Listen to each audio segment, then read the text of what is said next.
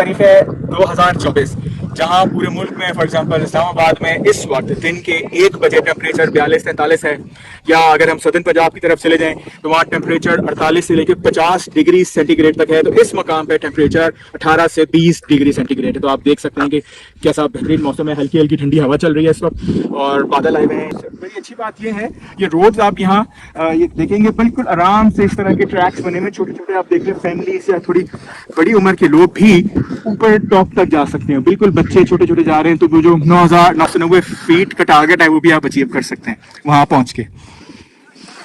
इस शहर डिस्ट्रिक्ट बाग इस्लामाबाद से तकरीबन कोई 2.5 घंटे के फासले पे, मरी से तकरीबन कोई 1.5 घंटे के फासले पे आप समझें डिस्ट्रिक्ट बाग है। और बाग से यहाँ का फासला तकरीबन 1.5 घंटा है, बहुत ज़्यादा फासला नहीं है अगर आपकी गाड़ी उस इलाके के अंदर हाइट्स के ऊपर चलने के काबिल है। रोड्स एकदम लश किस्म की कार्पेटेड रोड है थ्रू आउट बाग तक इस्लामाबाद से, और बाग से लेके इस पॉइंट तक थ्रू आउट बेहतरीन कार्पेटेड रोड है।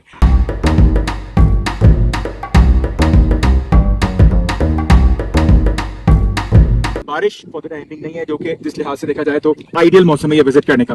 अभी जुलाई में बारिशें शुरू हो जाएंगी, तो आइडियल मौसम ये है कि आप मानसून शुरू होने से पहले, जुलाई के फर्स्ट वीक से पहले इस इलाके को आप विजिट कर पाएं तो आप बेहतरीन महसूस हो सकते हैं और कम से कम रिस्क के साथ यहाँ पहुँच सकते हैं। आप अगर नारान कागान जा रहे हैं तो आई वुड से कि वहाँ बेतहाशा रश है, यहाँ ऐसा कोई रश नहीं है। यहाँ आप ज़्यादा पुरसुकून अंदाज में अपना टाइम स्पेंड कर सकते हैं, पूरा दिन स्पेंड कर सकते हैं। अगर आप थोड़े से एडवेंचरस हैं तो आप पहले से पता करके यहाँ के टेंट्स भी बुक करवा सकते हैं, और बुक करवा के आप यहाँ आराम से रात भी गुजार सकते हैं। तो एक चीज़ की कमी मुझे यहाँ फील हो रही है, वो ये है कि यहाँ अनफॉर्चुनेटली जो प्रॉपर एक इंतजाम होना चाहिए टूरिस्ट को फैसिलिटेट करने के लिए, टूरिस्ट साइट के ऊपर जो इंफ्रास्ट्रक्चर होना चाहिए वो अनफॉर्चुनेटली नहीं है। यहाँ कोई होटल नहीं है, सिर्फ चंद एक टेंट्स लगे हुए हैं।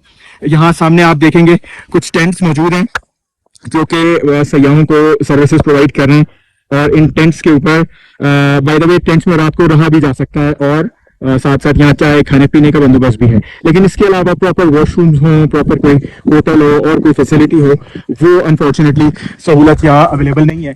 तो यहाँ मेरा ख्याल है कि पब्लिक प्राइवेट पार्टनरशिप के थ्रू इस किस्म के काम करने की बहुत ज़्यादा गुंजाइश है।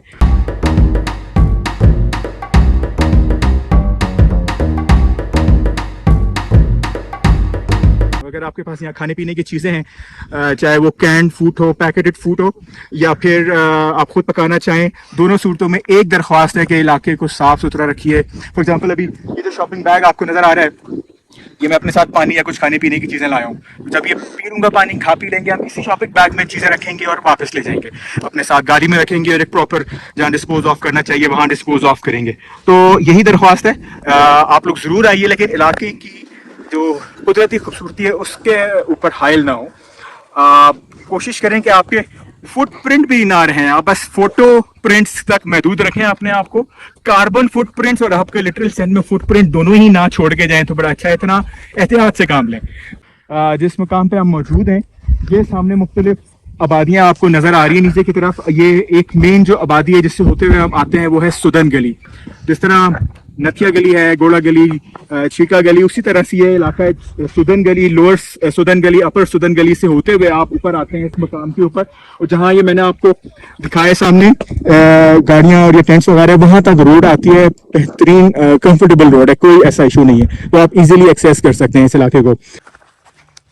अब हम वापस जा रहे हैं पार्किंग की तरफ, और फिर इंशाल्लाह इस्लामाबाद वापसी का सफ़र होगा। Bye bye Ganga Doti.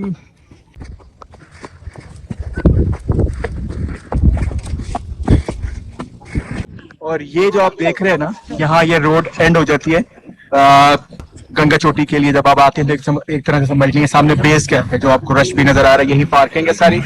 यहाँ कहने को तो 70 सीसी बाइक्स, 125 बाइक्स सब आई हुई हैं। इवन मैंने एक आध रिक्शा भी देखा जो थोड़ा नीचे तक पहुंचा हुआ था, लेकिन बहुत टफ है। और जो गाड़ियाँ 800 सीसी गाड़ियां हैं वो बहुत ज्यादा नजर आ रही हैं, लेकिन अगेन मैंने रास्ते में ये देखा कि जो ज्यादा स्टीप मोड़ थे वहां सवारियां उतार के और फिर वो अपनी गाड़ी ऊपर लेके जाते थे, और फिर जो उनकी सवारियां लाके दोबारा उसमें बैठती थी।